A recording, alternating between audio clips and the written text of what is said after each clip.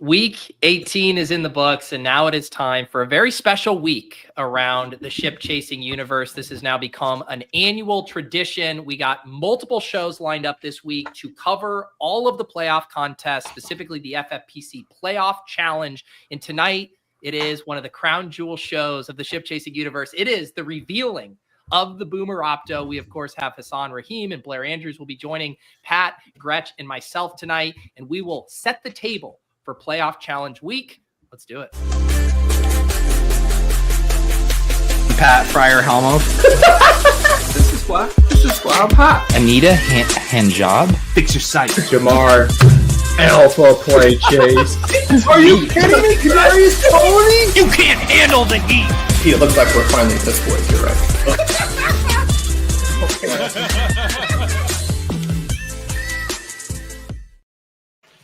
All right. There he is. Hasan. Blair will be joining us shortly. Hasan, I know you've already been in the lab a little bit, trying to get inside the mind of the Boomer. How are you feeling this playoff season? I'm gonna have a heart attack, beat. I think my arteries are completely done. Golden Corral, Denny's, Sizzler, Cracker Barrel, IHOP, you name it, man. I've been there for 6 weeks. Wow, incredible! We are locked. We are locked. We are ready. We are in the mines. We're in the mines. I think not the mines, right. Not the content mines, the Boomer mines. We are soliciting the actual optimize. We have to calibrate. It's true. I'm so excited for this. I haven't done nearly the Golden Corral research you have, but for about 5 minutes before we went live, I tried to look through it and actually get an idea of what it would be. It's not easy this year to figure it out. I mean, it's fun. It's a fun year to try to, because I think it's a year that's going to push people towards stuff that they're not even going to be that excited about. But there's lots of I guess I'll do that guy clicks, which are easy pivots off of. Mm-hmm. Right. So I think it's a good year for sharp builds, I think. There's definitely there's 4 or 5 gimmies, layups that anyone can put into the Boomer Opto where it's just so clear one guy separates on their team. But then you start to enter the decision tree of this can go a million different directions. One of the things I was kind of hoping for was the Bengals would make it in, because as a road team against one of those, they would have been pretty big dogs against whoever, the Bills or whoever they would have played. People would have wanted to. I mean, this isn't necessarily for the Boomer Opto, but people would have wanted to play maybe either fade them or play their kicker at DST or whatever. And we could have gotten that situation where you can play Jamar Chase. And the thing we always talk about where it's a minimum of 6 teams are going to play one game. They're going to lose and they're going to be done, but people want to play for that second game instead of being well, Jamar Chase is a superstar. Let's just play him. And so he would have been really fun. But the Broncos get in and you're that was one of the ones when I started the Boomer Opto. I'm this is a hard fade. Yeah, nobody cares about the Broncos. No one cares about the Broncos. Yeah, that's a pretty easy hard fade. Yeah, 3 hours ago that was me. I will say, I actually did not end up with the Broncos as the hard fade. Interesting. Okay. But it's I also pivoted last second. Okay. Okay. All right, we got Blair here. Blair, welcome to the program. I was just about to do a little table setting. Obviously, I would assume most of the people watching this program on Monday know the FFPC Playoff Challenge, but if we have some people trickling in or watching this after the fact, this is a contest where you submit a lineup. There's not a draft. You could, submit, I believe it's up to 150 if you really wanted to. I would not recommend that. We have a hard time getting in tens and tens of lineups, much less in the 3 figures. But the beauty of this contest is you just can pick one player from each team. So if you want AJ Brown, that means you can't have Saquon Barkley. And so then the very fun element of this game is trying to figure out what is the field going to do. And a huge part of figuring out what the field is going to do is what we're going to do tonight with the Boomer Opto, get us close to the chalk build. And then from there, the rest of this week will be all about how can we deviate off of that in a smart way? How can we build a unique team that can finish in first place? And I'll say, what would you guys say, Pat, Hasan, in previous years, the chalkiest lineup, there'll be a train of what, 100 plus of those, 200, 300? There have been at times. I think the chalk lineup has gotten less common in part because we've been doing this content. So there's like a little bit more. I think the field is changing, like literally in terms of who's playing it some, and some of the newer people are probably getting off the super chalk build a bit. But it's still you're going to be duped if you play like the lineup that's super comfy. Like you will be duped in more than once and probably a bunch of times. Yep. Blair, I know you guys just did a podcast over on RotoViz. Are you getting excited for another year of the playoff challenge? Definitely. This is one of my favorite contests of the whole year. Just a lot of interesting game theory, and it's a fun one. So yeah, definitely getting excited for this. Blair, one. Our guy from Go Bills, Nick Constantino, said, "Were you finishing second in Scott Fishbowl?" I didn't hear about this. I just went and looked it up. You wouldn't be the type to like tweet about it and brag, but it looks like you were, right? I was. I might write an article about it because I was also the last person in the whole contest to draft a running back. So amazing. So I feel like that needs to be publicized. Do you regret that since you didn't finish in first? Exactly. Yeah. Right. Yeah. Not zero RB's year. Couldn't take it down, brother. Tell them Win the tournament. tell them the strategy, man. The strategy? I don't know. The strategy was don't draft running back. Yes, and also draft. I think I had Tucker and Butker and Tyler Bass in my starting lineup. Oh my god, you kicker chase! Wow. Yep. So Ave Maria the shit out of it and got second. How bad were you tilting that stretch from Tucker? Yeah, that was tough. Tucker had a tough stretch, but he's still extra points were like weirdly powerful in Scott Fishbowl. So he hit enough of those, thankfully. Nice. It's crazy. I scored 277 points in the final week or something and still lost by 20. So I don't even know. Did you have some sick tight ends, I assume, too? I had Bowers and Kittle. Okay. There you go. Yeah. There you go. And did you have any returners? The return stuff was crazy. Yeah, the return stuff, I think, is what ended up winning it with that Debo return. I didn't have a lot of return yards on my team. Man, it was an interesting year. I didn't really pay attention to the scoring format enough, and then I got into the season. I did take a few returners. I got into the season, and I didn't have a very good year because I was like, I don't have the right types of players. You need kickers. I picked up kickers mid-season. I've never had a kicker before. I pretty much every year I'm like, it's still fantasy football, man. And then this year I was like, oh, it was a little more. Yeah, my issue was my league ended up somehow being on Sleeper, and I just hate managing leagues on Sleeper so much, and I gave up pretty quickly. Yeah. All right, so I found the document that I made last year on stream when we did the Boomer Opto here. So Comic Sans. I figure I could just clone this. We could start at 2025 here. As I mentioned with the rules, you can see Take here my cock Daigle. I was doing a little editorializing apparently as we went. Perfect. For our audio listeners here, this is what the starting lineup requirements are. It's just one quarterback, 2 running backs. It's the traditional FFPC lineup, 2 wide receivers, tight end. But then we do get a couple extra flexes, 4 flexes, kicker, DST. And then you'll notice here, the way it works with the amount of teams is 2 teams will not be represented in your lineup. So we call these fades here, and that will, clean our slate here.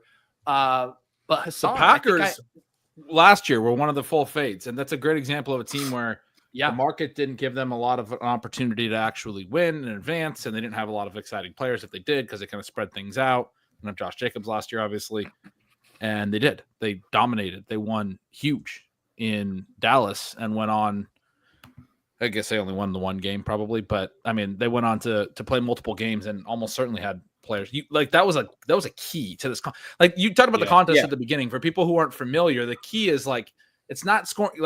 It's not who scores the most points necessarily. It's who scores the most points at the various positions from the various teams because you can only have one player from each team. So if Patrick Mahomes, because the Chiefs win the Super Bowl, is the highest scoring QB, but Travis Kelce is the highest scoring tight end by a greater margin, then the best lineup will not include Patrick Mahomes. It will include Travis Kelce and a different quarterback, because you can only play one Chief. So it's a whole puzzle that's very confusing, but these fades and these opportunities that are there to leverage the things that the market is not doing. I remember last year it was like Romeo Doubs was like a huge, and maybe was it Dontavian Wicks too? There was a couple. Aaron Jaden Jones. Reed probably.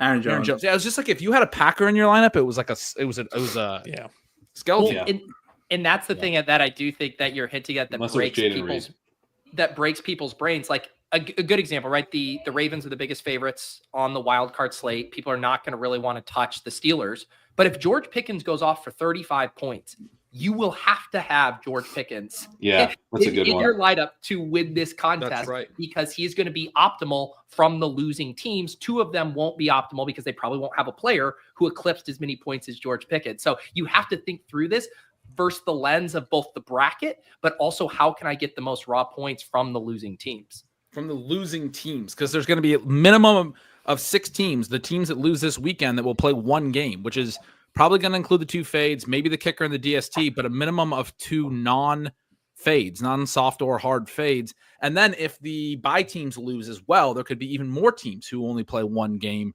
And so you could have up to 4 players, skill players, non-kicker D, non-fades, that only played one game. And so, like you said, Pete, if it's George Pickens scores 25 points and he's the highest scoring skill position guy from a losing team, you got to have him. I mean, that's just it ends up being a huge element because there's no opportunity for him to then chase. He's not playing anymore.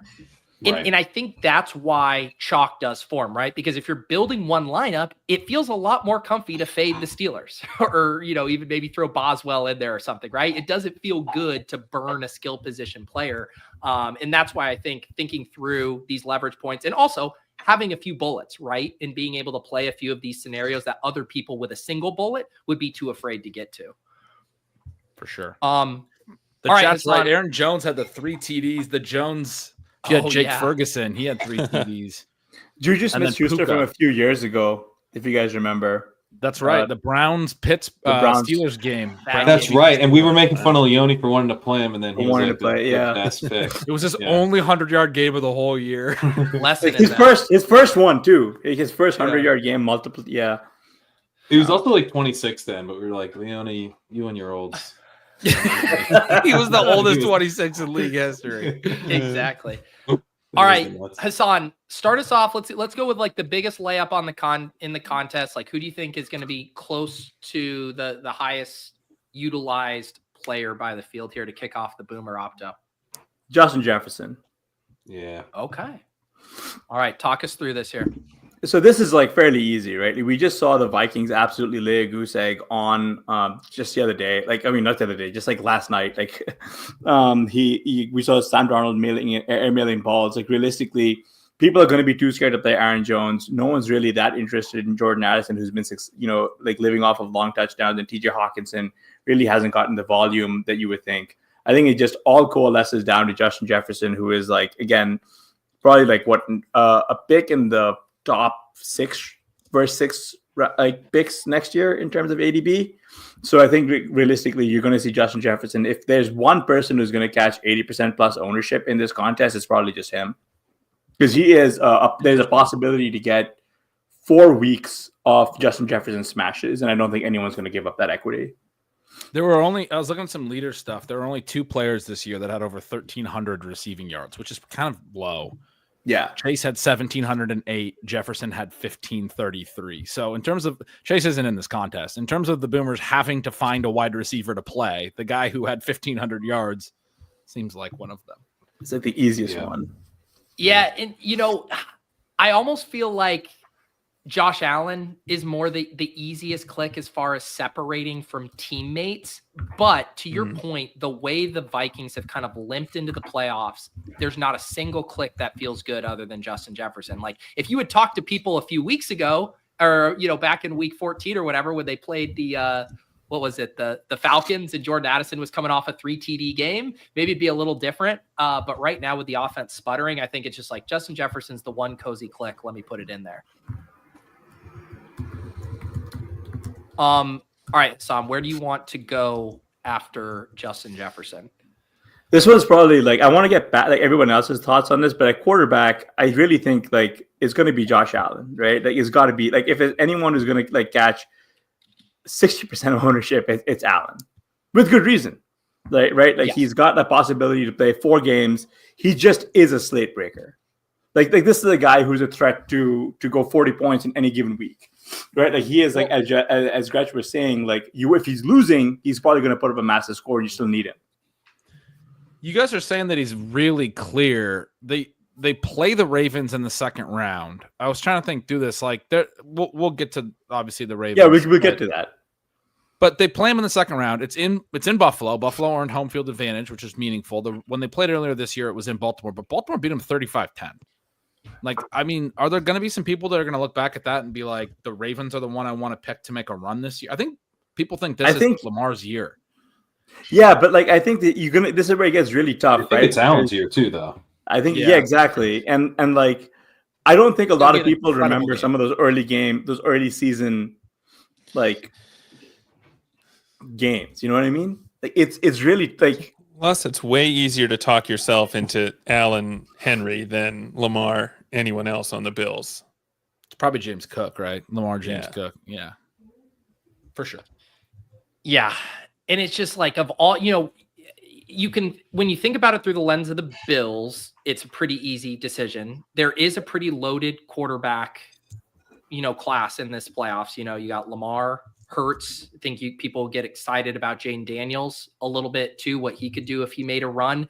So there is some pull via quarterback ownership, but I don't think the pull from other Bills is going to be strong enough. I guess some James Cook could get a little bit of love. 2v2s of Cook, it's a 2v2.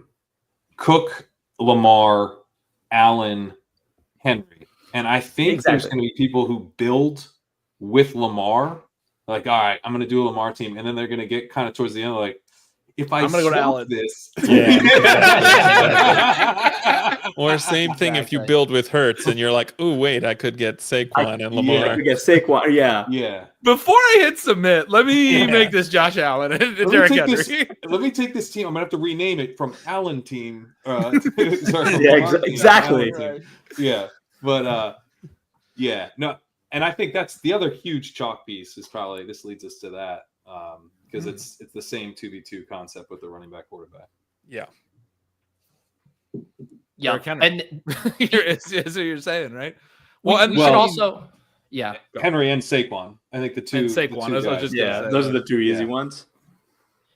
And the other thing we forgot to mention, kind of outlining the rules here. Obviously, if you take one of the 1 seeds, you're going to get 0 points round 1, but that factor is offset a little bit because in the Super Bowl, all points count double.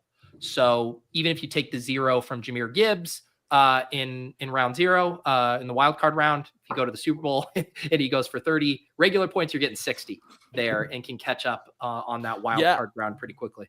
We were talking about how the one and dones are a real key, and thinking through that and being intentional about how you play the losers is a real key. And you're right. The other real key is the very end, right? Is a Super Bowl. You got to have your 2 Super Bowl teams kind of figured out. You can play it a couple different ways, but you want to believe when you're going to the Super Bowl, you're going to have the highest scoring player on each side because those points are going to be doubled. And somebody can shoot up and pass you if you don't have the highest scoring guy, even if you're in first going into that.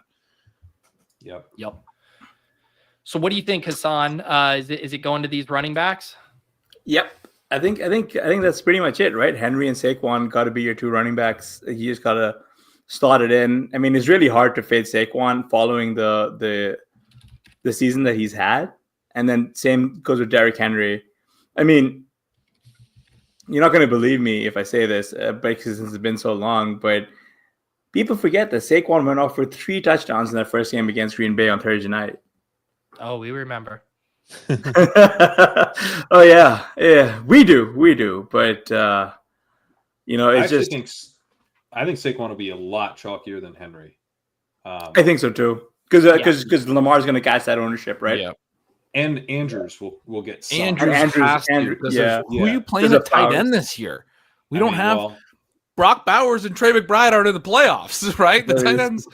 George Kittle's not in the playoffs. This is one of those spots I talk about, the kind of sharp fades and pivots, is that I think Kelsey is going to be massive chalk, and no one's going to feel good about it. Nope. But it keeps you from fading Derrick Henry. It keeps you from fading Justin Jefferson to go to Hawkinson. It keeps you from fading Josh Allen to go to Kincaid. Like, it's the least gross. And it gives you options. a chief. Because what else are It you gives going you to do? exactly. Not playing You Isaiah don't really Pacheco. want. Like, who's going to play Pacheco? Who's going to play Worthy? Who's going to play Hollywood? Right? Yeah, Hollywood. Yeah. Who's gonna have like the spine to fade the Chiefs? People will fade them, I think. So last year I actually checked. Well, their second round matchup is the Texans or the Chargers. I mean, exactly. They're in good spot to 7% play of the 2 field games. last year faded KC, and I think it'll be similar this year. I think so too. 7? 7%, yeah. Was that total or hard? That's total. Total fades 7%. So that includes kicker, defense, and just not selecting them. Yeah. But there might be more this year. See how it broke They're out. harder to play this year. Last year they were easier to play. Last year, 1% did not select a Chief, hard faded. 4% KC defense, 2% Butker. But Pacheco was an easier play last year by a mile, and Kelsey was he was struggling, but this year he struggled the whole year. Kelsey was, I think, an easier play last year too. Yeah. So, yeah. The other thing is the Chiefs weren't a number 1 seed last year, right? So you wanted to get all the points. Maybe helps with it's easier to see an upset last year than this year. Yeah. Yeah. I mean, I think if all things were equal, like if you didn't have the positional scarcity, like say there was no tight end, it was just all flex, I think Worthy would give him a pretty good run for his money too, just with how hard he came on. How much are we going to play Worthy? Just so fucking much. Worthy, we're going to play like a good amount. I'm feeling uncomfortable. Yeah. Play a little Hollywood though. Play a little Hollywood. He's in that Rashid Rice role right now, isn't he? Yeah. Yeah. Honestly, he's looked good Hasan's too. Trying to throw cover. No one's going to play Worthy, dude. No one. Are you serious? Hasan actually wants to play Hollywood. He's not. What? You're the one who wanted to play like Pickens and like a bunch of other junk, which I think is actually sharp. But you're talking to second place in the Scott Fishbowl. Watch your mouth. I know. we can't play 5 kickers. Like I wanted to play Boswell. I think Boswell would be a good play. Well, there's the other thing. I assume we can go ahead, Hasan, and put Travis Kelce in here. Hell yeah. Hell yeah. It also the boomers, you can romanticize the Travis Kelce spot. It's like this guy does it every year in the playoffs, might be sandbagging in the regular season, but he's going to turn it on here, be the guy. It's going to be a comfy click. The narrative street for Kelce is ridiculous, right? So it's like, oh, it might be his last rodeo with Mahomes. They're going to get him all those cheap little, dink and dunk targets, all that. Just find a storyline and tell it. He did it last year. He did it last year. Did it last year. After the season, everyone was like, Kelsey's done, and then he blew up in the playoffs. Yeah, that's a great point. Find a story, and it's tough, right? Because you don't want to play Andrews or Kincaid. Well, Andrews is the only other tight end who's going to catch ownership after the Flowers injury, but that's about it, right? Yeah. But even Andrews, okay, great. I'm playing Andrews. That's cool. But I'm not getting Henry, and I'm not getting Lamar, who's by far the most fun second quarterback. Exactly. So it's why don't I just play Kelsey? Instead, it's the same thing. I've got Andrews in the lineup, but if I put in Kelsey, I can play Lamar. Yeah. You just wind up. You forgot the last part of that too. Is I can't play Lamar, I can't play Henry, and then I turn on the wild card game, and Isaiah likely has 2 touchdowns. And I exactly. Yeah, exactly. It's just it's such an easy people will talk themselves back to this somehow. It'll come back here. Mm-hmm. I think you could end up being really, really chalky in a way that's kind of nuts because there's just not really anyone else that you feel comfortable clicking.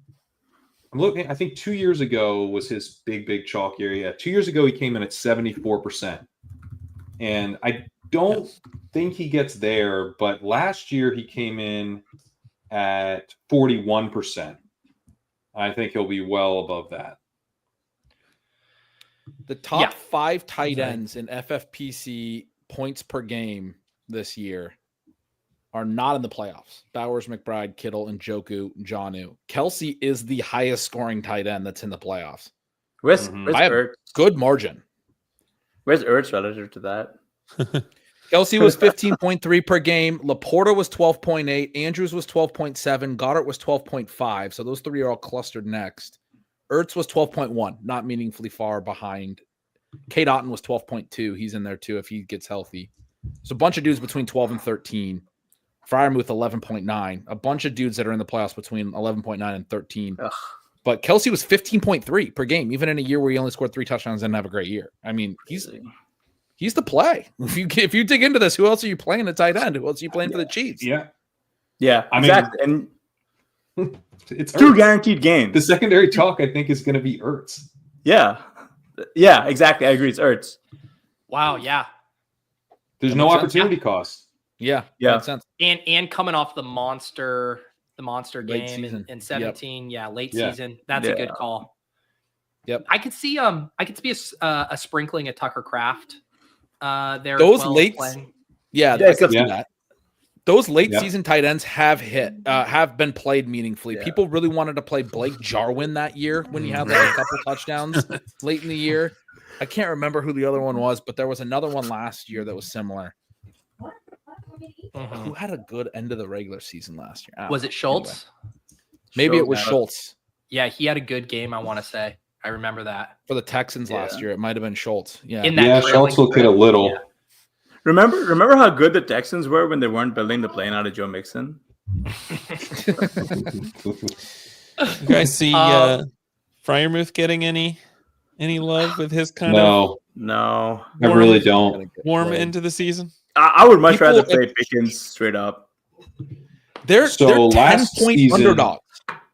Yeah, that's the thing. They are. They're going to get faded, or people are going to play. The Boomers might play some Chris Boswell and think they're getting fired. Yeah, exactly. Feisty, Anyone want to guess the total fades, hard fades and soft fades for Pittsburgh last year?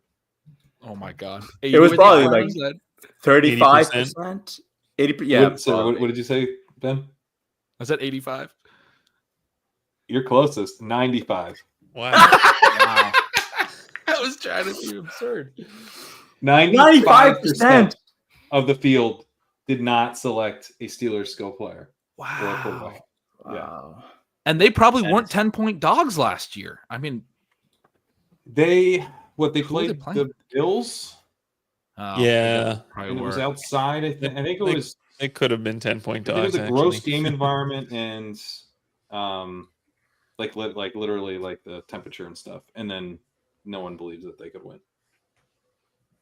Yeah. Kenny Pickett.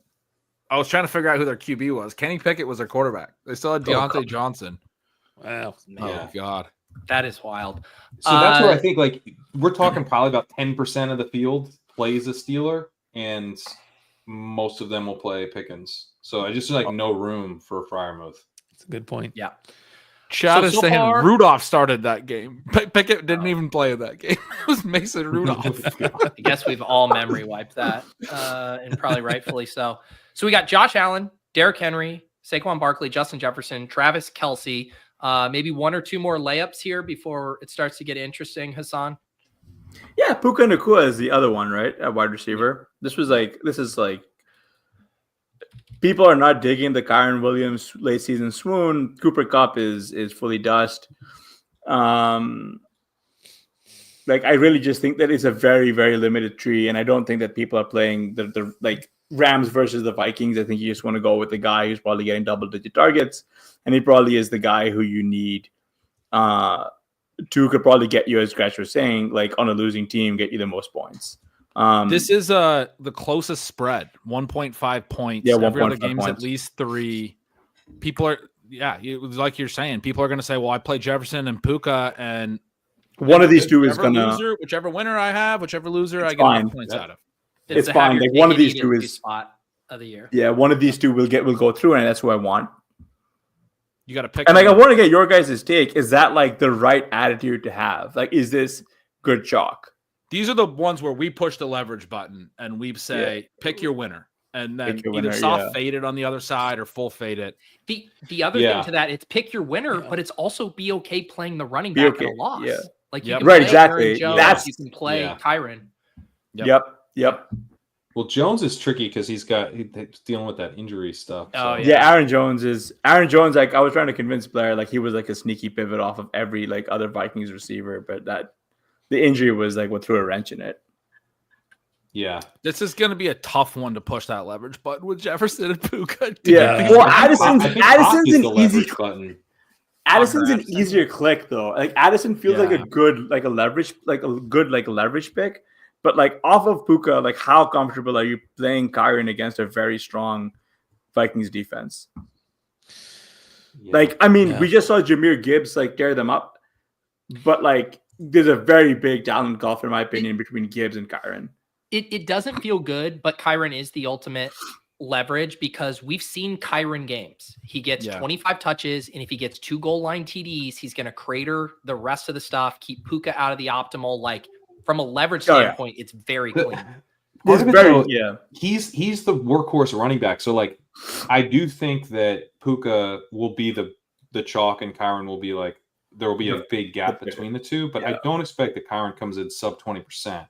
No. Probably more like around 25% with Puka like between 45 and 50 is the way I have it right now. But so higher. you have Puka at 45 or 50. So in my head, it feels easier to pivot. Seems crazy. It seems easier to pivot off Justin Jefferson. I can tell myself I could play even Addison. I agree. What?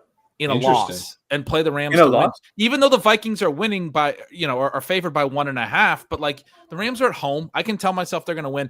But if Puka is so dominated the targets on a full PPR site, it's like Jefferson can have a game where he doesn't get targets.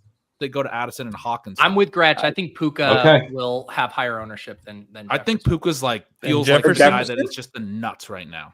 I actually think there's no running back that's going to take from. Yeah, like hear what you guys are saying, but like when I don't think Kyron's going to pull that much. Honestly, I think he's going to. I think you have 2 real viable Rams guys. Yeah, like you have 2 real viable Rams guys. You can pivot off Jefferson to potentially Addison, who can score on long TDs in a loss and outscore Jefferson. He's done it multiple times this year. He's scored he has in a game.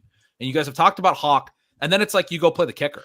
It's a high scoring game, or you go do like a soft fade or something. A soft fade. What's his name? Ryan, whatever.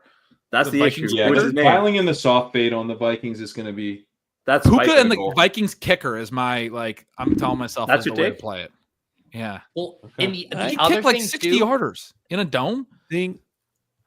I think people will still play Cooper Kupp. How many people will play Cooper Kupp? I really think back-to-back games with 3 targets. Like I don't think anyone's clicking that. I really don't think.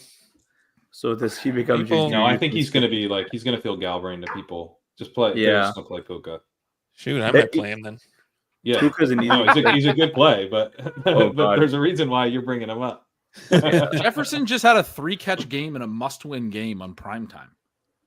Yeah. Well, yeah, I mean, like realistically, like but they blitzed Darnold. Well, like Darnold was like airmailing throws. It was like a really bad like performance from the Vikings. I think the Rams could do the same stuff that the good defenses have been showing Darnold all year. Like I don't think it's necessarily a pristine spot for Darnold. So I think the market's going to be off really the hard for Puka to pass Jefferson, just because like you can play Kyron, but it's tough to play Addison or Hawk. Like and no one wants to fade off of one bad game. Dude. Like they finished the season quite hot. But I think it'll be closer than I was thinking. Monster games down the stretch. He did. But that's where like you can see the narrative that people are telling them is that like is the same story. Like Addison is like a deep play specialist. I really don't think he's the right guy. They probably trust Justin Jefferson. You have a safe, 9 target to 11 target floor. Like I really think that that's like your 2 guys who are going to catch those wide receivers are just going to buku ownership. Well, I have it really close now. I've been fiddling the entire time. I think it'll be close. And not that this isn't the end all be all, but I remember doing this last year, and it's kind of fun to do a sentiment check on the underdog ADP. And Addison goes 5 picks ahead of Kyron, like over there. Like Oh, really? People like Addison. Like he's Yeah, a dude. sexier click than it seems He on the is. surface. And one of the things boomers like is touchdowns, and Addison scores a lot of fucking touchdowns. Yeah. Like he's a touchdown scorer. So where do you guys have Kyron's ownership coming in? I had it in the mid 20s. I but it's personally down to don't do 12 now. ownership. As I You're down at 12? I would if I'll hop in and do some projections. I think I probably have it at like 30. Oh, it can't I be would 30 split the if Puka's difference. chalk. 18 is what I would say. it's 18 hard you to- wanna say? I think I actually do think that like Addison gets. I mean, if you really are thinking more people are going to play the Rams to win in home, then playing Kyron That's the big that's a part of win. it for me, is that you have to figure out how many people fade the Rams, and it might only be about 20%, which allows more Puka and Kyron, which is You're right. probably what happens. It That's probably is probably- because it's that close line, and people want Yeah. to play it both ways. People want to Also, play Jewish both ways. McCaffrey makes a good point. Minnesota 80-point underdog was based on a possible bye week, so that you're probably going to see a little bit more divergence. So if I do it with 20% of the field fading the Rams, you can get 60 Puka and 18 Kyron. That feels pretty good. That feels pretty good. That sounds about right. Yeah. All right, Hasan, where are we going next? Let's go with the easy one. I think Pat and I have a couple of have a lot of good overlap in ours. Let's go with Lad McConkey in the flex. Okay. This one's kind of an easy one as well. Like just to see, like he's really come on. Ignore the. I mean, like I really don't think like people would rather play McConkey than Dobbins.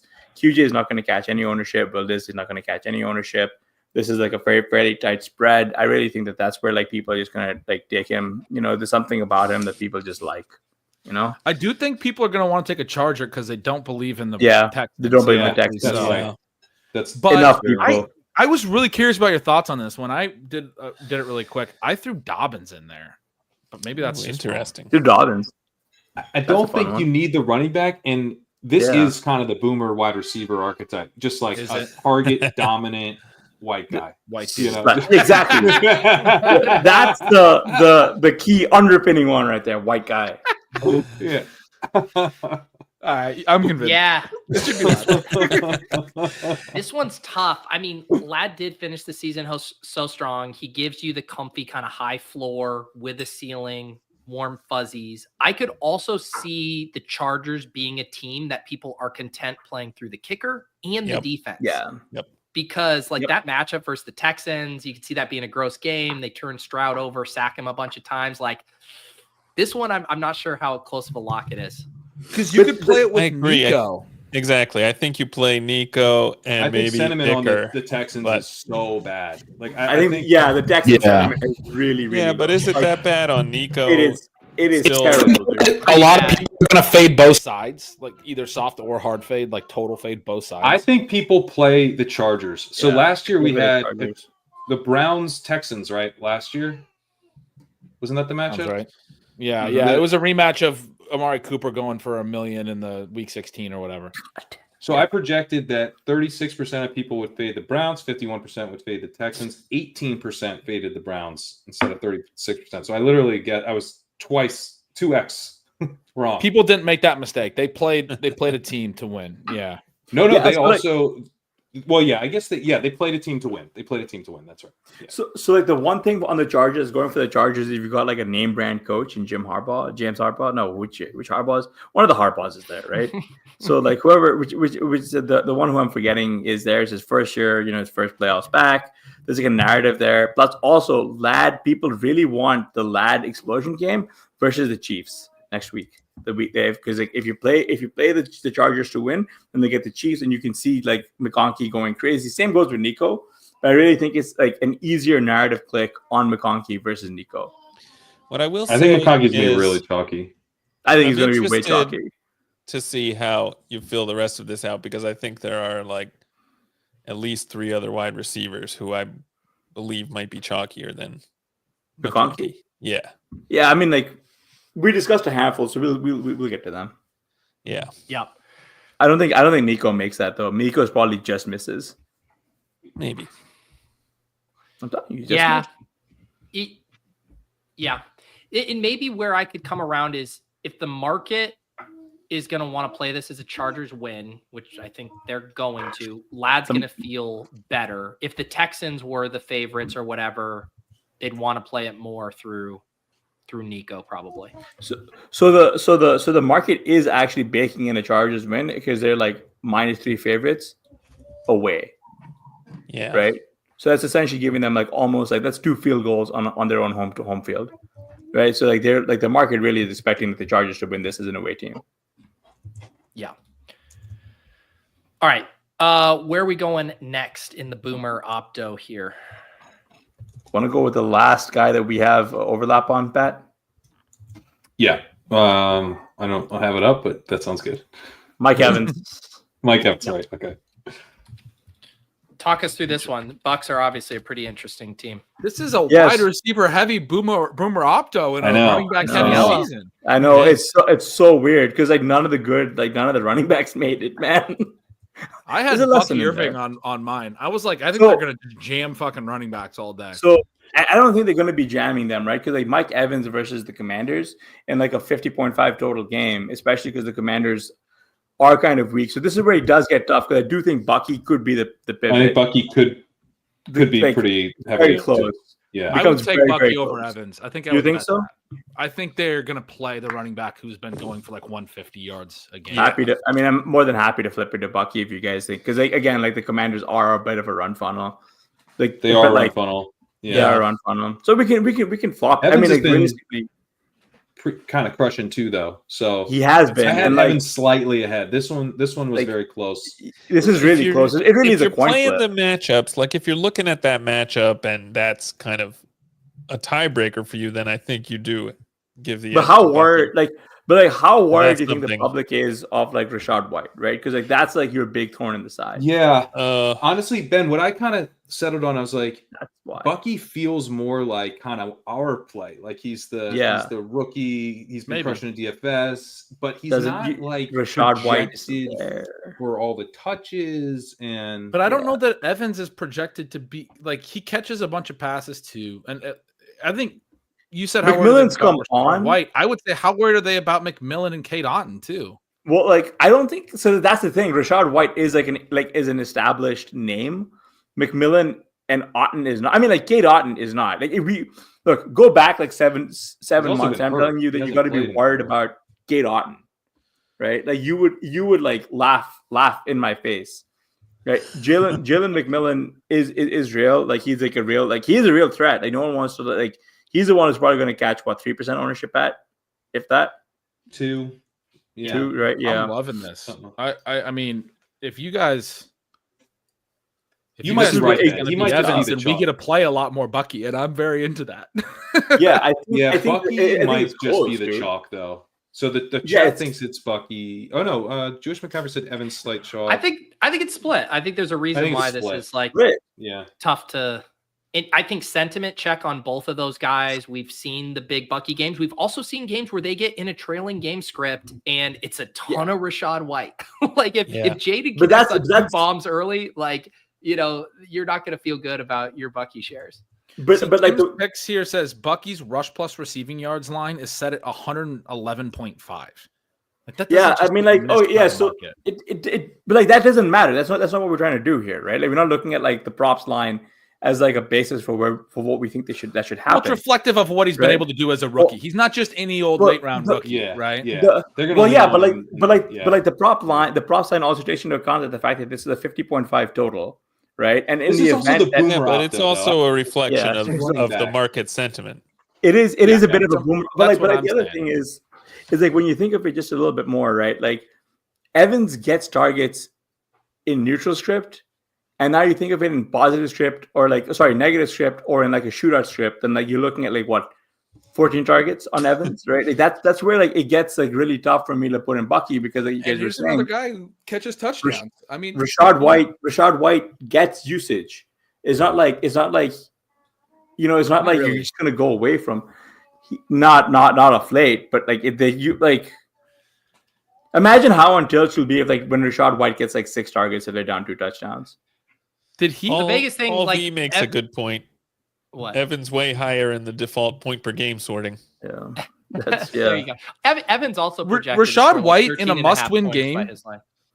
Rashad White in a must-win game that they won late with 14 points in the fourth quarter. We also saw 18 snaps in week 18 and did not touch the football. He didn't In even week get 18. a touch.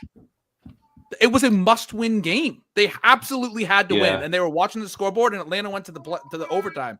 It was very tense, and they were like, "Fuck this, we're done messing around with Rashad White. He's not a good football player." They've been doing that for the second half of the year. Just pulling up projections as well. Bucky is projected for more points this week, which which it part of it's a matchup, but I think I don't think probably Rashad is slightly White's going to scare Bucky. anyone. He has not been playing very much. Like he's running behind Sean Tucker.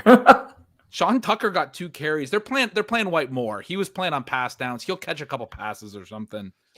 But he had 18 snaps. Sean Tucker only played 5 snaps. But that's the thing. He wasn't hurt. He was playing. But Bucky got a 72% snap share in that game that went to the fourth quarter. They were trailing. They needed to win that game. But no, half the chat is like screaming about like how like Evans is just like the actual quintessential boomer wide receiver. I'm convinced. I think scores a Bucky's lot of slight chalk. I think you might have like convinced me. Yeah, I think Bucky. You guys have convinced me a little on Evans too, because I do think I don't think it's We going to can be come back to this. meaningful Hey, in this isn't either gonna be- direction. Like Yeah, you're I not think going to it'll be get very leverage close. playing one over the other. No. not really. You have to pick your poison and then just go for it. Yeah. All right. Who do we got next, Hasan? No Detroit Lions yet. No, so this is where we defer. Pat, you want to give your spiel? Yeah, so I have Gibbs, right? Coming off the massive 4-touchdown game. Montgomery's going to be back, I guess, but like the field did not play like any Mark Andrews last year. Like that's in the future, man. I just saw Jahmyr Gibbs go nuts. He's their whole team. Yeah, if they go to Super Bowl, this guy's gonna absolutely explode. I'm not taking some. I can get what, dude. I take Puka and Jefferson. I don't got to worry about wide receiver. You only got to start 2. You play up to 6 running backs. You only got to start 2 wide receivers. I'm playing Gibbs, baby. Yeah, that's the thing is that like I can see that, and then I see the other side of the coin, which is like, hey, like David Montgomery's coming back. He's gonna get all those high leverage touches. Jahmyr Gibbs is gonna have to keep scoring from like 30+ yards out. I don't know if it's possible that he can do that. Give me Amon-Ra St. Brown. You know how young you sound when you say that? I know, right? Yeah. Like an 18-year-old. Dude, I know. How many Boomers are not receivers did you playing put in your Amon-Ra boomer? over This has Gibbs. been the biggest running back year ever, and you just put receivers in your boomer offense? Yeah, I'm telling you, dude. Like it's just so hard when you have these names, man. Like What Sizzlers did you go to? He didn't man, go like enough all Sizzlers. the ones that were not like taken away through bankruptcy. Hasan, I think you're off on this. I think this is Jahmyr Gibbs. You in think a it's gonna be Jahmyr landslide, Gibbs? in a He was the landslide. first Yeah. running back A I put in. landslide. I hadn't thought Yeah. of Barkley yet. I was like, Yeah. what Lion? Oh, Oh, man. Gibbs. And then I was like, oh, I got to get Barkley and Henry in here. I don't think it'll That be is- close either. That's a tough eat. Oh, So wow. then- Yeah, I had 'cause, it like- not that close, but the other way.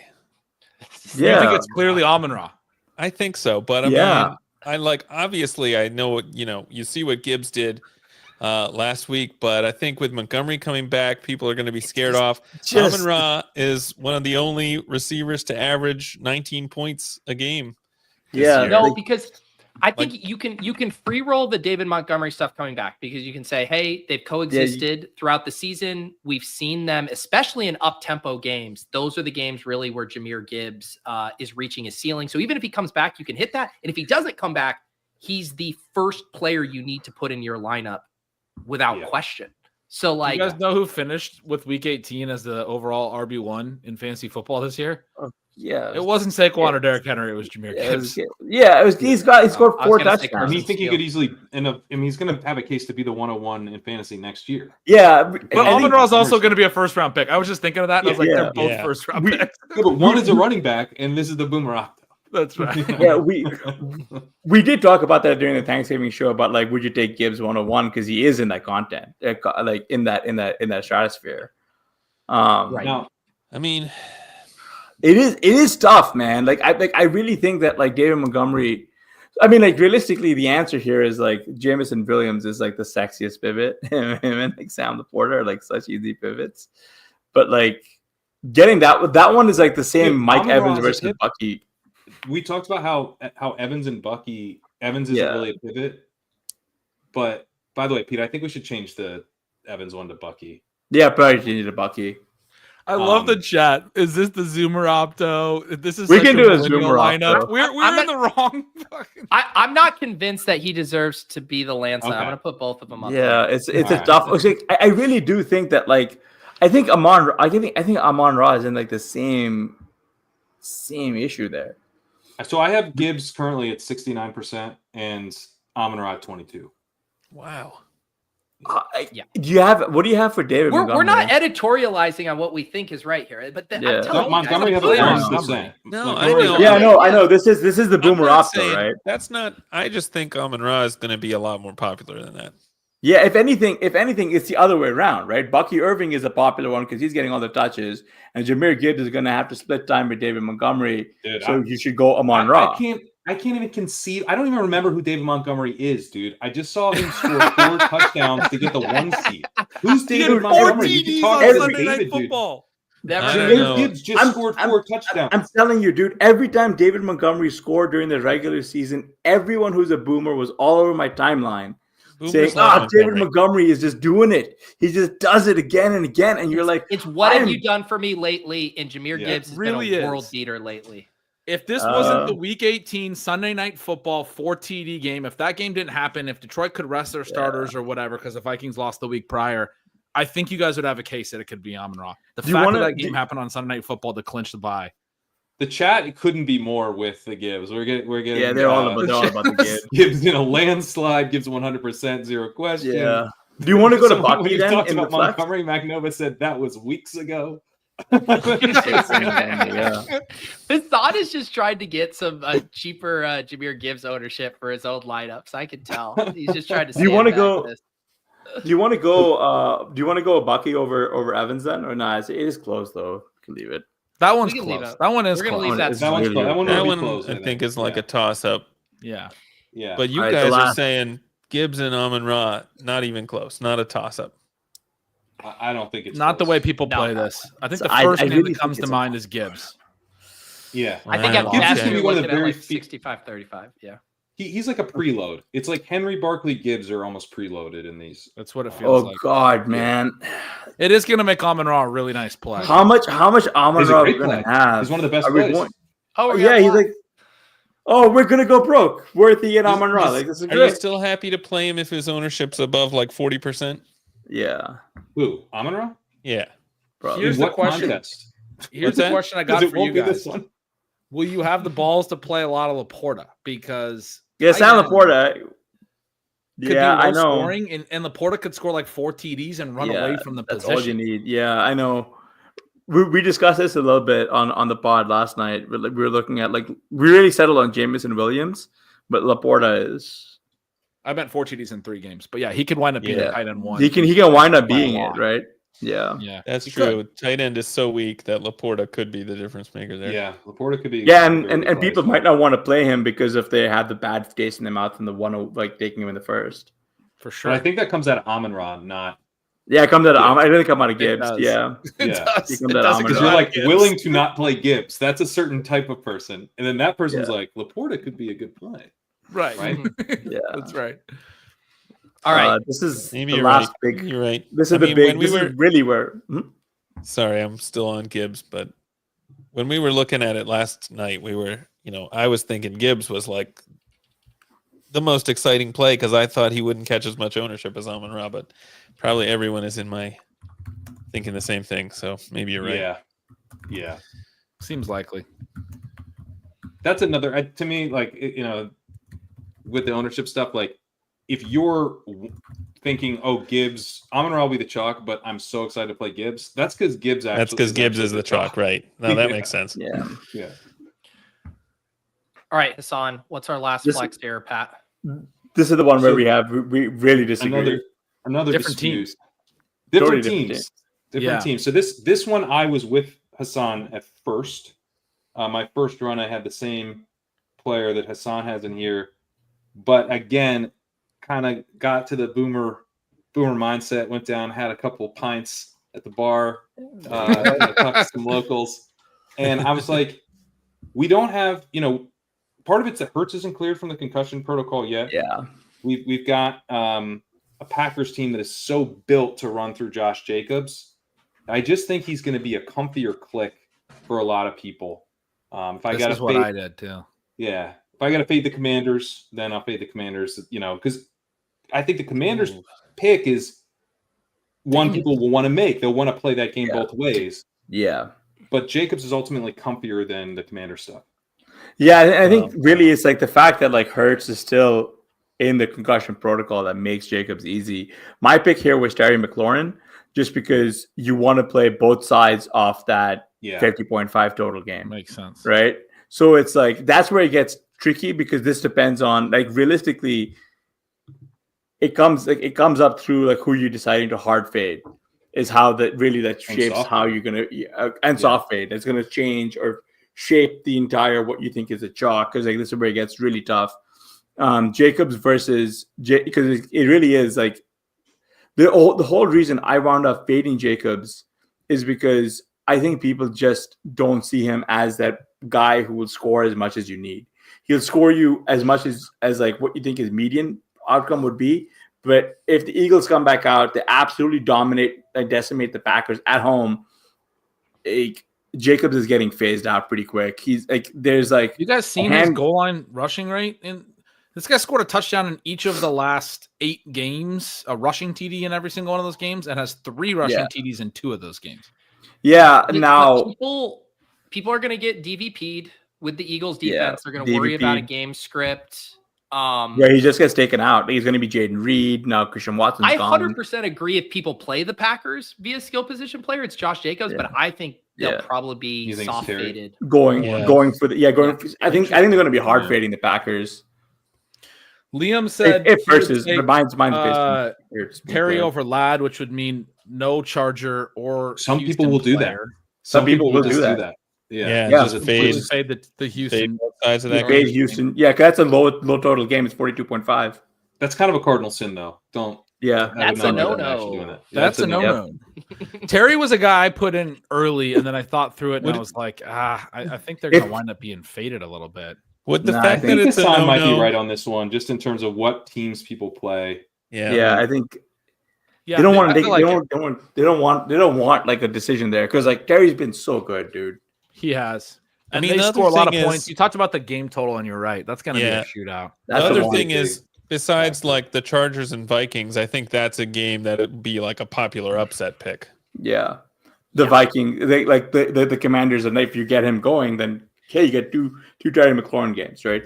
Good for me. The thing about the Commanders too, like I agree, I think Terry's a really good play, but he doesn't feel comfortable for a boomer selecting it. We've seen Zach Ertz games. We saw Zacchaeus pull up for a massive game. Like they spread it around. We saw Noah Brown out target Terry McLaurin for like 5 straight weeks there for a while. Like he is not a comfy click. Brian Robinson isn't either though. And I don't think Austin Eckler is. I think Austin, is he done for the season, Eckler? You will see like some mix-in. Oh, he's practicing. You'll see some. Yeah, you'll see the mix-in. You'll probably see some Nico. Probably a lot more Nico than we're expecting. There's going to be like a mix of like, this is where you start. There's like a team, because that like everyone's going to fade the Steelers. That's like the Steelers hard fade is probably going to be the chalkiest. Yeah, it's a chalk. One of the chalkiest players in the tournament, if you consider it a player.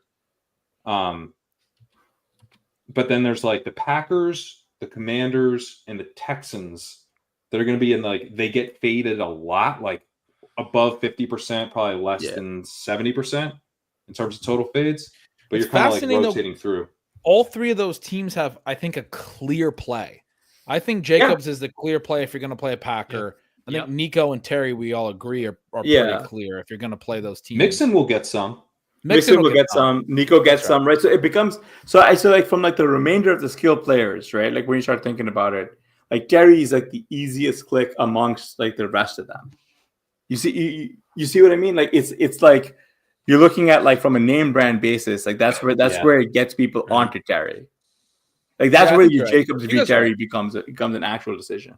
Do you not think Nico has that same name brand? The issue is the total.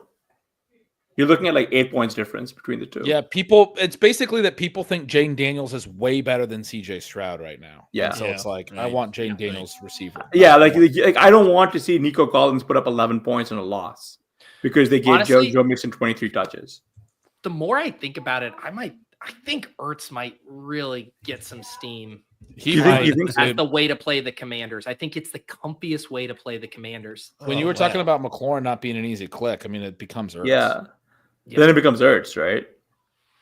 I'm not saying over the Is that means the Kelsey chalk? Because there's no other chief to go to, really. Yeah. Yeah, like no one's going to feel comfortable with Worthy. And no People one might wants to just go pick down. their poison with the receivers a little. They might take some Hollywood. They might take some, Nuke Hopkins. Who knows? Worthy, Yeah. Or I mean, they I play think two I- tight ends. I don't think anyone really plays Hopkins or anything. I think maybe I don't Worthy think gets some. I think Worthy gets a little. Worthy probably gets to what, 8%? Worthy will get max? some for sure. I think Worthy's definitely getting some. Yeah. Yeah. But like when you say some, like are you thinking 12% plus, 8% plus? No, sub Right. 20%. I was thinking then Hollywood and Hopkins could combine. Yeah, for another Hollywood and 10 or Hopkins get something. some, Your right? three receivers could combine for 28 or something. Right. And then what? So then Worthy counts for like 12% of that, and the other two count for like 8 and 8, or even Something like 10 and something like that. It's a little right? like the those- Packers last year. People played Dobbs. Yeah. People played Christian Watson. People played Wicks even. Yeah, you gotta people get play you just Jay get the Murray. right They all you get got the played. right receiver, right? And that's about it. That's where like the McLaurin McLaurin will project significantly better than Ertz. Yeah, because of the total, right? Like you can get him. What is he at? Like 17 points, 18 points. Yeah, I do think he's an easier click than what Yeah. Pete was saying. I think people are going to be a little bit okay with McLaurin. Because but- you like think about the McLaurin plays. Like the McLaurin, he catches touchdowns. So tough, man. Well, and you talk about boomers have been loving McLaurin for years. They've been For saying years. he's way better than his stats say he is for a long time. Yep. Yeah. And but now he's having the That's a best good year. point. And he had a lot of touchdowns, which we've already established. Boomers love. Touchdowns matter. And you just don't. So what do need- You don't. Do we want to need put Terry Ertz. in here for right now? Yeah, we're gonna put Yeah. Terry in and I see how think like the Terry. soft fades and everything else work out. That makes me want Bucky even more though, because I mean, He- you think they're playing 5 receivers this year? They're gonna get itchier. I had 6, dude. I had him on Raw, right? So like I had I 6. think it is Bucky in the flex. It probably is Bucky up there, yeah. Yeah. Now I So, think about it a little bit more. Are Broncos the other obvious chalk fade? Yes. So Yeah, initially I had it at Steelers Neither and of us have Broncos. that. So like neither of us have that. So I initially had Steelers Broncos because like it's pretty easy. What you to, do? like, You tell did yourself- Broncos DST. I did Will. Josh Yeah, I did Broncos DST against Allen. Will Lutz on the road with one of the lower team totals? So like yeah, this How is where far- like Matt and I really maybe you're differ, Maybe right? it's DST. So like Broncos, so like the Broncos DST, what got me on them Yeah, he's is the fact that I don't like think the it's last. Broncos DST against Josh Allen. He actually Well- hasn't turned the ball over at all this year. So I this think is where they it get gets faded. tough. So who would you rather? Yeah. So pick your poison here, Gratch. Broncos DST or Packers DST? Packers. Against maybe the possibility right? that Hertz doesn't play. If Hurts doesn't play, then it's Packers easy here, right? Yeah. But I'm Wait, assuming. no. I'm What about Houston? Why couldn't you play No, Houston? so I had Cammy Fairbairn as my kicker because they're at home in a What about Packers low-scoring kicker? environment. In a Packers low-scoring, kicker is also projected pretty poorly. It's Yeah, Lutz, right. Fairbairn, and McManus are all projected like shit. Also, with Yeah. Silas Boswell. So all That's the what- kickers from the teams you want all project like shit. So yeah. who's So the like, D that people are going to talk themselves into? so though? I that's don't think the Broncos because of the weather and the fact that they actually get home a little bit and they can get a couple of sacks and maybe a Well, little bit of turnovers. Here's the other thing that could happen. Boswell could end up feeling like the comfy kicker click, even in a loss, just because he's Yeah, been even in so a loss good because this that's what he year. does, Boomers right? fucking Yeah. love what Boswell did for They their do. teams So this year. that was where it was. That was where it got That's a tough good for me point. because it was Fairbairn v. Boswell were the only two kickers I really contemplated when I was building this out. That's where I started with So kicker Boomers first. might play Boswell, but he is the lowest team total. They're 10-point dogs and a actually- 43 over under. I mean, that's yeah, bad. I actually Yeah. think Dicker could pull some ownership off McConkey, which is one of the reasons I was a little skeptical of. Yeah, but Put him but that's there. why. Then you But gotta that's play why I Texan, went though. with. But that's why I went Yeah. with Boswell. That's why I went with And then Boswell. it's Nico, I because- think. Yeah, because then it's Nico, Nico right? Dicker. Yeah, because it's either Yeah. Nico Dicker or it's McConkey. You're right, because the Chargers are hard to Fairbairn. play. They might get soft faded a reasonable amount. Yeah. Like we were just talking about some people might not play either side of the Texans Chargers. Then Yeah. Yeah. in the skill positions, then Yeah. they might play Dicker Yeah. for sure. I think. Yeah, 'cause That, I think I that think could be the Fairbairn's the skill right call. position bowl. We've had a few of those, like the What's kicker that? defense, Chargers, Texans. I think could be Yeah. the skill position bowl because it's you can get a comfy click there in the opportunity cost with Ladd and Nico doesn't feel sky high. Yeah. Right. Yeah. Right, and that's where it got really tough because I think Fairbairn, when I was putting him in there, I was like, yeah, you're playing for the Texans loss. You're just hoping the game stays really close. They use Mixon a lot. You get 12 points. All right, not bad. Wait, Pete, sorry, you were saying that you think a lot of people are gonna play Lad and Nico together? No. I'm saying I think they could that could be the soft fade bowl. The soft fade bowl. Play a kicker and defense. Kicker and the defense. Game. Yeah. So it becomes Dicker, because then it becomes Dicker. And it becomes Dicker and Texans. Texans, right? Yeah. Wow. And then you can play. Or you can flip it. Jacobs Or you could in flip the it. You play flex. Chargers D and Dicker like that. Or Really Fairbairn, right? Fairbairn, yeah. Yeah. Yeah. Both could be popular. Both. And then you get Jacobs instead of McConkey, right? Yeah. And you play Jacobs instead, right? Yeah. And then you put I feel like the Broncos are the clearest. I think you play. I feel like the Steelers D I could talk myself into before the Broncos. The Steelers could sack Lamar, make him fumble. Like he's actually the same story goes with the Broncos, right? It's a bad weather game in Buffalo. Broncos they could D get is home. Broncos D has gotten home a lot more than a lot of the other remaining Ds. They have a lot more hurry ups, a lot more pressure, a lot more sacks. Something could happen. The skill position players aren't great. You never know, right? Like you could talk yourself into that. It's just so tricky. But again, this is like it sucks, but hard fades and the soft fades is really like that's where everything gets messed up. Yeah. I think one of the things people do even with the soft fades is they go, well, if this team has a shot to upset, I want at least to have their kicker in a 2-game thing. Whereas with the hard fades are like, this is a team I think has no chance to win. And I think that's the Broncos. They're like, I can't play them because I think there's zero chance they can win this game. People don't believe the Broncos. That was the first story I told myself was that the AFC. I was telling I messaged Pat. I was like, yeah, the narrative here is it's AFC has two really bad teams that you just don't want to play anyone from. So you just hard fade, which is supported by the lines. 8.5 points in Buffalo, 10 in Baltimore. And 10 and a half, 4 points or closer. I mean, you're talking about a massive gap. So here's a question, because I'm kind of hearing a story unfold here. Yeah, we actually don't want to be fading the Texans as much as you kind of have to, based on the. You probably want to play Nico a little bit. Probably want to play Nico. You want to play a little mix in. Don't want to fade both sides of that game. We don't mind playing Zach Ertz, but now all of a sudden I don't need to play Travis Kelce because I got tight end filled. Yeah, like I said, only 7% of the field faded KC last year, but 23% of the field faded the Ravens, who were kind of the unsexy. If you're not playing Lamar, so I wonder if a big portion of the field fades KC. Harrison Butker action in here. Harrison Butker becomes pretty. Wow, choppy, and we found the one kicker the boomers all fucking love. I mean, they love to get back in the kitchen. I mean, oh god, jeez. Wow, I like that story you brought us around to. That's a good one. I don't think he passes Kelce or anything, but I think I think there's been a lot more fading of KC than I was originally assuming. Maybe. The only interesting with that is for anyone who's paying attention to the schedule, KC does have such a nice situation where we're talking about LA and Houston not wanting to play either of those teams. If Baltimore and Buffalo both do win, that's who KC hosts. I mean, if they're hosting Houston, they're going to destroy him. LA maybe is a tough out, and if Baltimore or Buffalo loses, they get that team. So they get Pittsburgh or they get Denver because of the way it runs. That's a good point. It's not a very good fade. Yeah, man. I still think they get faded more than they should. But not as much as in this iteration, we're what? We're Packers DST. You put Packers D, and Fairbairn. Yeah, Fairbairn. Yeah.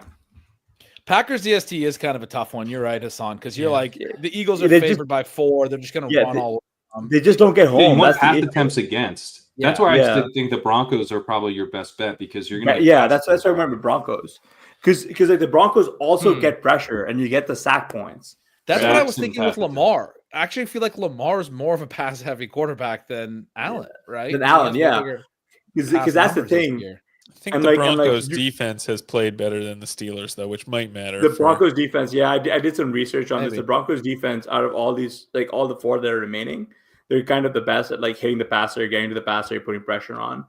and also defending the pass. They're just all around just better at it. That's why I hard faded the Packers, because I don't think they've got the juice enough for to deal with the Eagles. The Eagles are actually pretty good against wide receivers.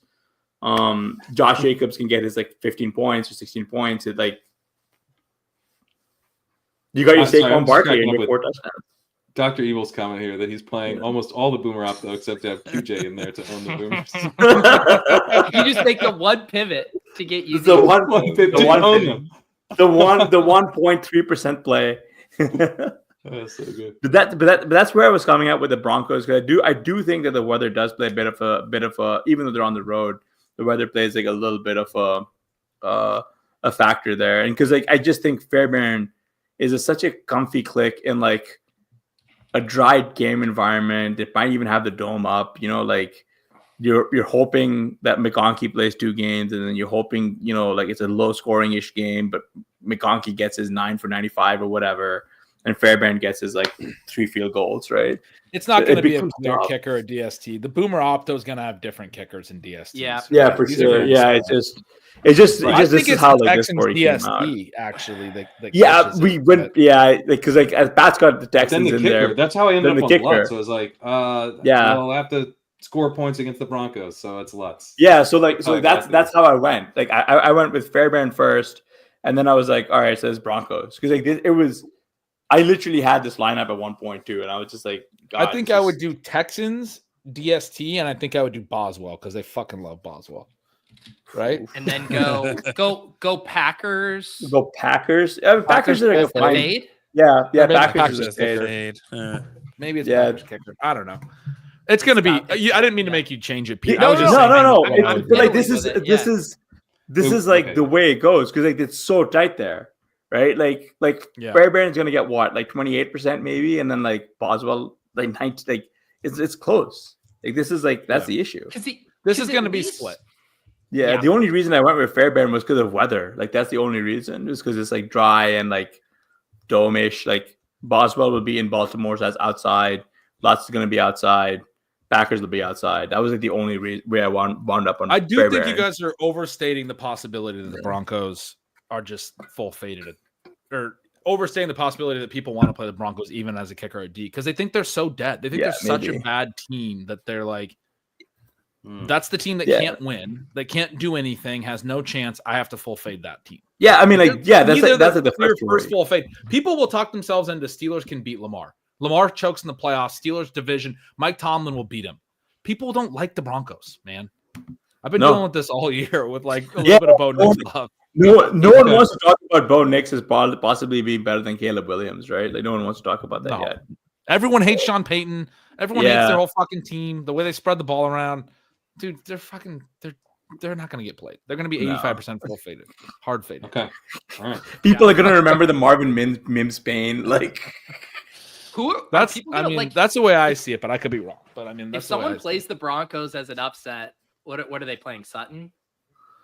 Sutton, I think that's the one thing they have going for them is Sutton is a clear play on his team. If you're playing Broncos, you just play Sutton, and you go.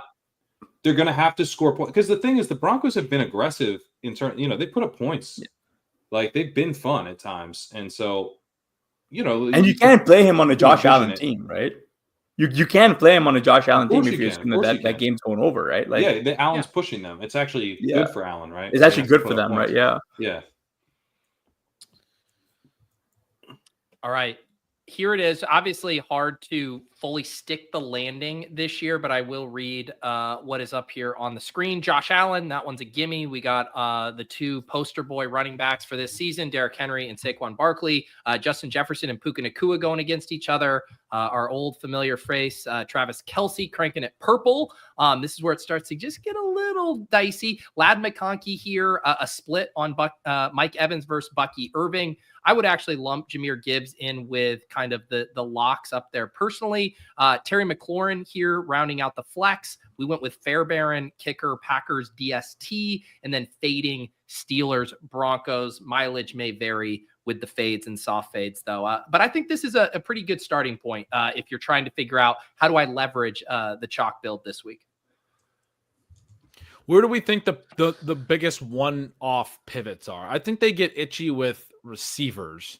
So I think Bucky it's a one- quarterback. Well, not a quarterback. Per When se, I but look at these, I do wonder if we don't get a little bit of Kyron or a little bit of Aaron Jones because those are the better receivers. I don't think you get Aaron or Jones running because of the back. injury. Or I guess just Kyron then. But So it becomes Bucky, right? Like your other flex then moves from like Evans. Well, that Evans Bucky, like it goes to Bucky. Well, I think you might get some Mixon over McLaurin. I'll get Mixon. If I want to go, Mixon. if I want to go running back, I just put in Mixon. I just or put a take out Mixon over Lad. McConkey and play the Or- Texans to yeah, win. yeah, through Take out Mixon. the Texans Or to win the Jacobs, yeah. it's Mixon Yeah. or Jacobs. Jacobs coming in Mixon for or Lad or Jacobs. Terry. That's right. Yeah. I think those are your exactly two pivots, right? Like I think that keeps Nico. I think Way Mixon's low. probably higher than Nico. Higher than Nico? yeah, I think so. I'm with you If 100 you're because playing like a Texan, you might be because you want to play that extra running back. to win, might be yeah, right. I'm like I don't And know Mixon about is- that because that Nico's much. to have your cake and eat it too. I can play a hit and a loss, or I get him running in a win. Whereas Mixon, it feels like Okay. you have to have him winning. But the I Boomers don't think think- that's the- also running backs. yeah, like, that's the thing. I think that's the thing is that like both Jacobs and Mixon score fairly well even in losing. Because like you can see them talking themselves into, oh, Mixon's just going to get a lot more targets. There's going to be a lot more. The O line is so bad, so they're going to dump off to Mixon a lot, right? Like, The Mixon Chargers could- are a little bit of a run funnel too, right? yeah, Mixon will One walk thing that I'm Mixon- struggling with this year, as I'm going through, I've been kind of dialing in the ownership and stuff.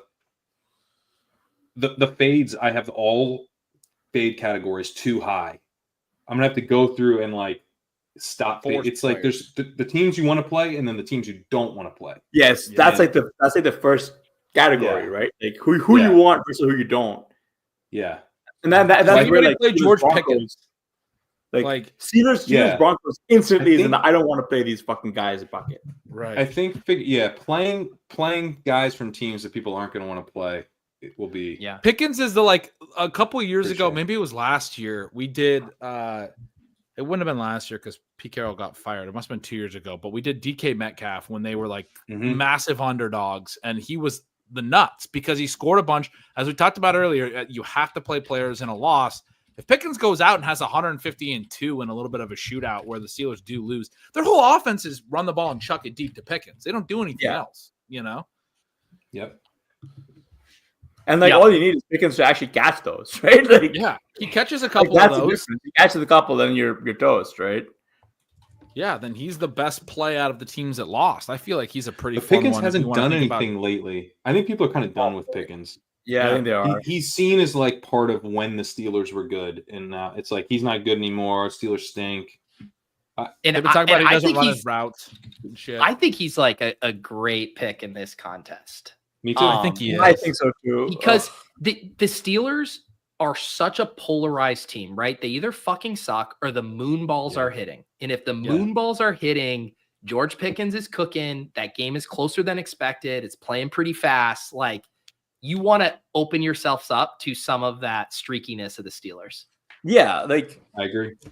like think this it's is fun. this is this is we learned our lesson with fading Juju that one year, right? Like What about Um, AJ Brown over Saquon Barkley? Is that oh, even- that's like the easy. That's the one that I want to play so badly, dude. That's the one I want so much more than That- anything. in life. That's like the chalk pivot, right? I That's want like the- Josh Jacobs on those teams though. yeah, Josh Jacobs on those Ooh, teams that's exactly. That's Yeah. a good thought. Yeah, That's that's interesting. right. Right. AJ Brown Jacobs is a way to play. We did that. for Remember sure. that year we did Cam Akers with the Rams and the Seahawks? That's how we Yep. played that. Cam Yep. Akers is an upset pick, and I think we had DK on some of those teams too. But That's what worked last year. If you did, we ended up missing because we did some Aaron Jones, Lamb, and Aaron Jones was Mhm. a great play in the Packers surprise upset. Nobody wanted to play the Packers at all, but you actually needed to fade Lamb. The That nuts was in last between year, Aaron right? Jones, Jake Ferguson last year. Yeah, Yeah, Ferguson that had was last year huge because like Lamb got yeah, because Aaron Jones just went ham that playoffs, man. Like he went like nuts. Yeah. he went nuts. That was such a sharp pick. So you play Jacob, same thing. Packers Yeah, upset, Packers upset. Packers Jacobs running back, and AJ Brown. stud and AJ receiver on the Brown, other and then side. AJ Devontae Brown. Smith will be the nuts. Yeah, Devontae the Smith one, over the nuts. Dallas Goedert will score a ton Yeah, of that's touchdowns. the Dallas way Goedert. to Mark 3 Andrews touchdowns. dynamic. Yeah. the real fun thing about that like Eagles decimation of the Packers in week 1 was that no one remembers like the 5 for 119 and 1 score that like AJ Brown had. Yep. Looks like we just lost Blair for a second here. He's probably crying about Justin Tucker. He's probably trying to go jam some Amon-Ra St. Brown. We have we boost. We have some teams together. We have some teams together, and he was trying to convince me on Pickens, and now I think I'm on Pickens all of a sudden.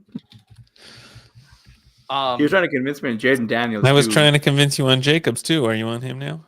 No, who are the tight ends that we can play and look playing? At this. I'll tab over to it. These are the names in here, sorted by points per game. Travis Kelce, Sam Laporta, Cade Otton, Mark Andrews, TJ Hawkinson, Zach Ertz, Dallas Goedert, Tucker Kraft. Generationally bad tight end slate. The Andrews, the only saving grace for Andrews is the fact that like Flowers is out. That's true. And the fact that he could probably Flowers is day to day, right? Like we don't even have that locked. I actually thought he was out. I thought he was like. I thought I saw how much. Liam's in the chat. Liam, how much Dalton Kincaid are you going to play in this tournament? I'm kind of curious. That'll time to play Dalton Kincaid. I mean, I want to play Dalton Kincaid. I was my two. I'm like, maybe this is I'm good with Kincaid, but like my two highest owned tight ends, I think in best ball were like Pitts and Kincaid, and I'm completely bankrupt. Yeah. Didn't go well. Sometimes on the same team. I think when you play Lamar, Kincaid definitely is intriguing because he becomes interesting, right? You can see like Ty Johnson or something. So can someone talk to me about what are our thoughts on Keon Coleman? Well, Keon Coleman, like you could legit get 0. Yeah, I heard Davis say that earlier today on ADP chasing, and you'd play Shakir if you're going to play Shakir, but I probably think 1%. Like no one's going to. Shakir's like 4th, right? It's Josh Allen by a landslide, then James Cook, then a little bit of Dalton Kincaid, and then even a little. That's exactly how a little bit of Khalil Shakir. Yeah, it's. I have 1% Shakir, 0% everything else. All right. As is tradition at the end of these shows, we like to build one on stream. Snake style here. Tossing this one into the $35 contest. Obviously, there's the big flagship with the $200 entry point. We got to go to our guests to start. Let's go to the Boomer Opto man himself, Hasan. Before we start, I gotta shout out Razif called it. He goes, slight issue for Liam. Jamie Kincaid is that he's also trying to jam Josh Allen, et cetera, et cetera. Then Liam goes, I play Kincaid if I faded Allen, but not sure I will. But he's not fading perfect. Which is, I mean, I get it. Allen's a great player. All right, Hasan, where do you start us? Everyone's dad, AJ Brown. Okay. All right. Coming in hot. I like it. That's good. Very good. Blair, you are next, and I kind of have a feeling what you're going to do. Well, you made it easy for me, Hasan. We've been talking about it. I don't actually love this pick, but I think Josh Jacobs makes sense. He's lying. He fucking loves Josh Jacobs. Now that you took Brown, I was really trying to talk you into Jacobs last night. Even though he bought a fat head after we got. So I want to be clear, Blair. You come on the show. There's like literally the entire player pool available, other than AJ Brown and other Eagles, and you preface your pick with, "I don't even like this." Yeah, that's how you're supposed to build teams, I think. Right? Also, you took no. You were the latest person to draft a running back. You're the biggest 0 RB guy, including Sean. Not only that, but my first running back pick was Marshawn Lloyd. You're like, fuck this. I'm in on Josh Jacobs now. Okay, I like it. No, it went with that pairing we were talking about too, of like how do you get this to work in a logical way. Let's go. Should we just go around the horn? So we did Hasan, Blair. Yeah, Let's see. I mean, I like letting the chefs cook. I'll take a chalk piece. I'll throw Josh Allen in here.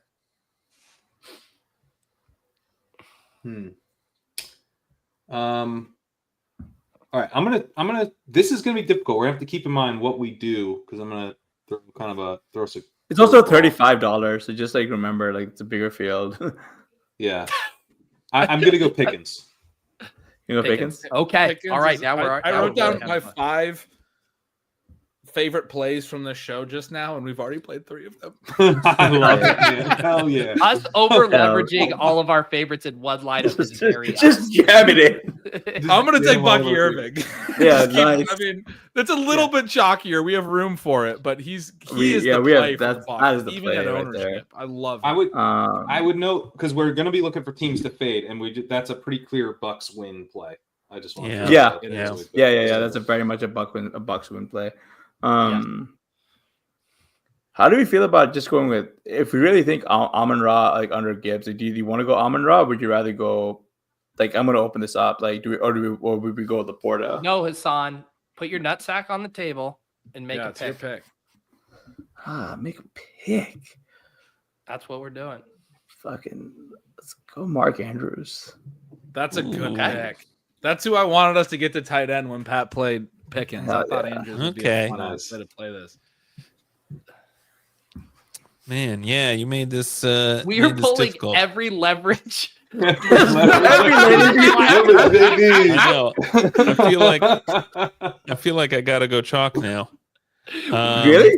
It's like we You just could did the just go whole 30 Nico. diet and it's our first day after and we just like hit the ice cream bar. For Yeah, sure.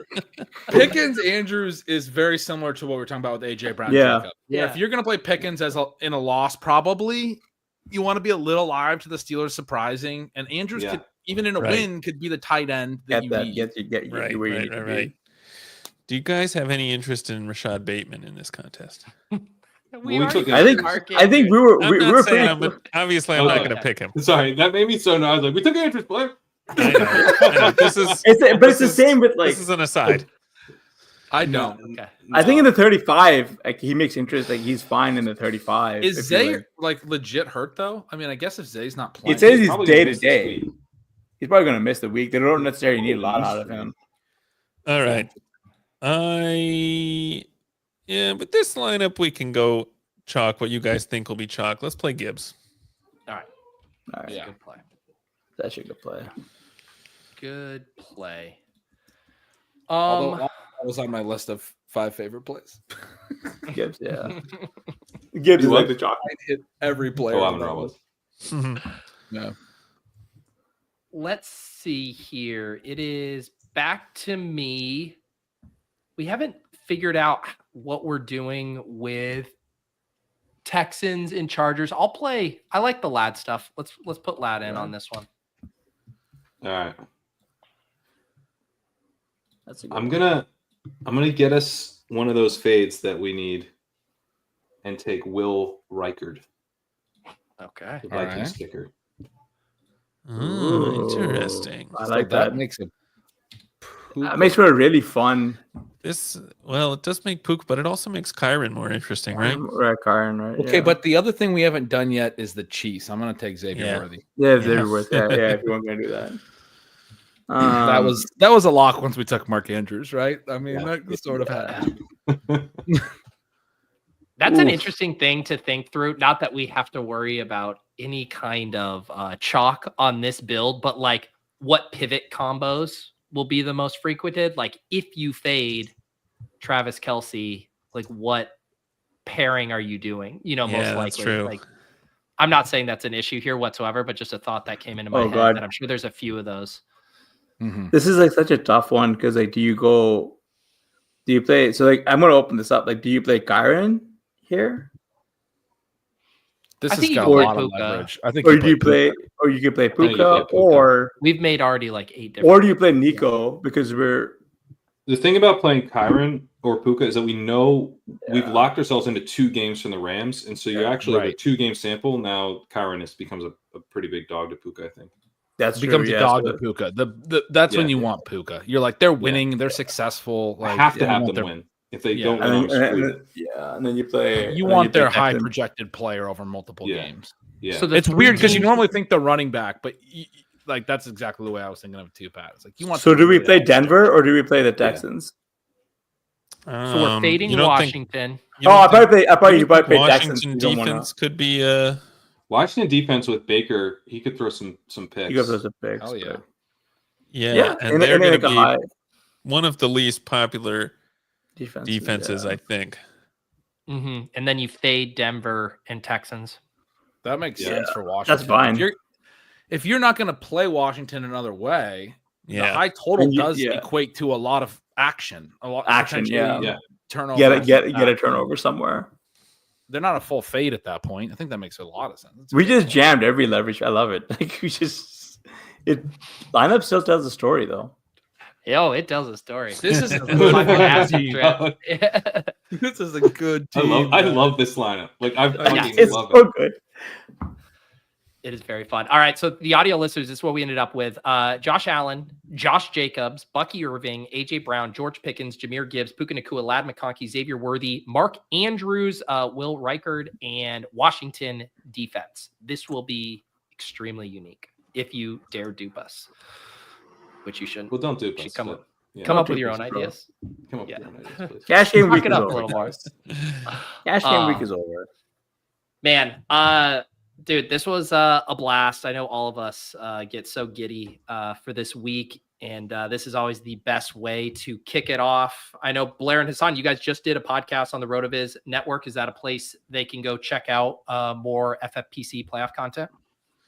Definitely. We have that podcast. I think Sean and Colin are going to be doing some content. Maybe Ben has something planned on those radio waves as well. And we'll have some written content for this contest coming out over the week. So definitely stay tuned for that. Awesome. Hasan, are you going to be making the media tour? I know everyone wants to have the Boomer Opto guy on their shows these days. It's like a whole group effort, guys. The Boomer Opto couldn't exist, you know, if it weren't for all of us destroying our brain cells. I only got to listen to the first part of the podcast, and it was like 10 minutes in, and Hasan made a comment about like getting inside or what the Boomer Opto meant, and Hasan was like, well, it means generally racism, and then Blair was like, I don't think I was going there, and then just quickly changed the subject. Like, yep, that sounds about right.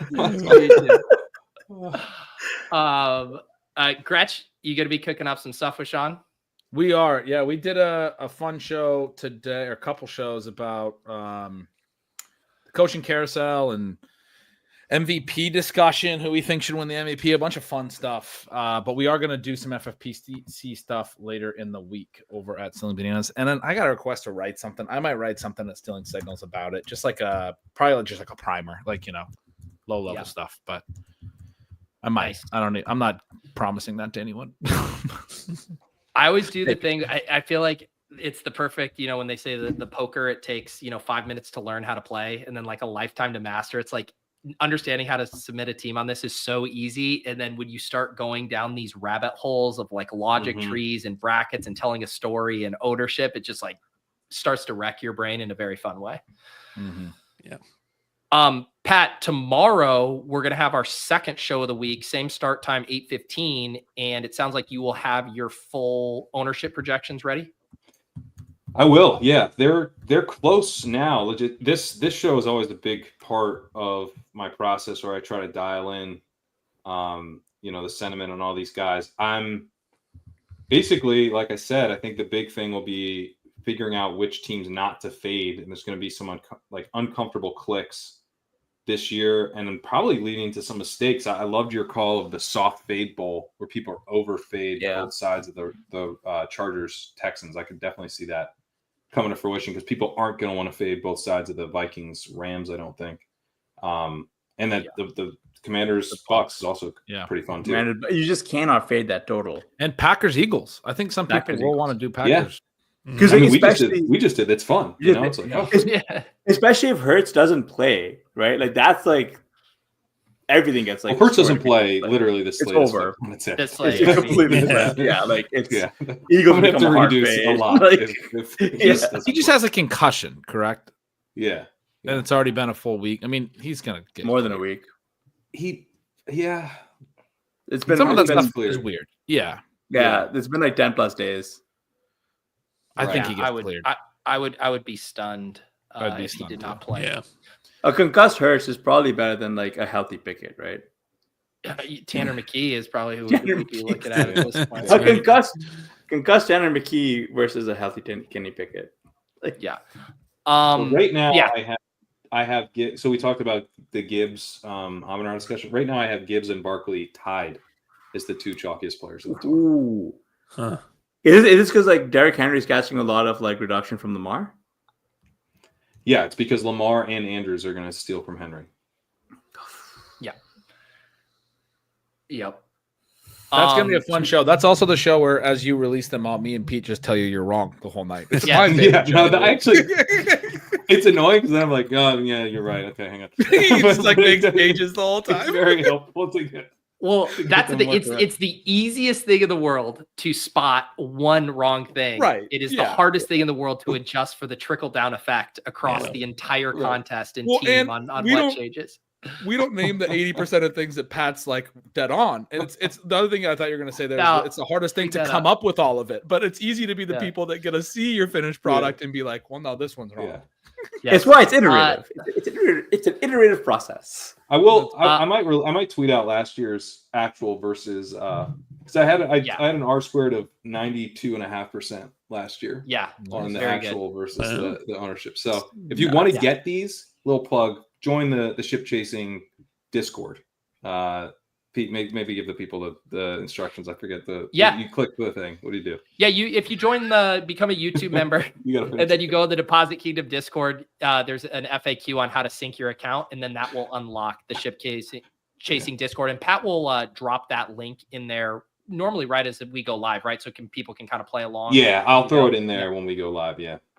Yeah. So that will be very fun. Very much looking forward to that. Like I said, that'll be 8:15, and then the rest of our schedule, we're going to take Wednesday off. Thursday, we're going to be back with Drico. No Sacrilegious this year. He's off in Hawaii. But Pat, did you book our other guests? not yet. I'll reach out. Okay. Hopefully we'll have. we're gonna hopefully get someone else on there, and then Friday, Mhm. and we need to let these guys know, but I assume they know the deal by now. We'll have Dink and Leone for the finale there leading up to it. So yeah, excited to kick off playoff challenge week. Thank you guys for tuning in tonight. Appreciate all the comments in the chat, and we will see you guys tomorrow. So for Hasan, for Blair, for Gretch, for Pat, I'm Pete. We'll see you guys then.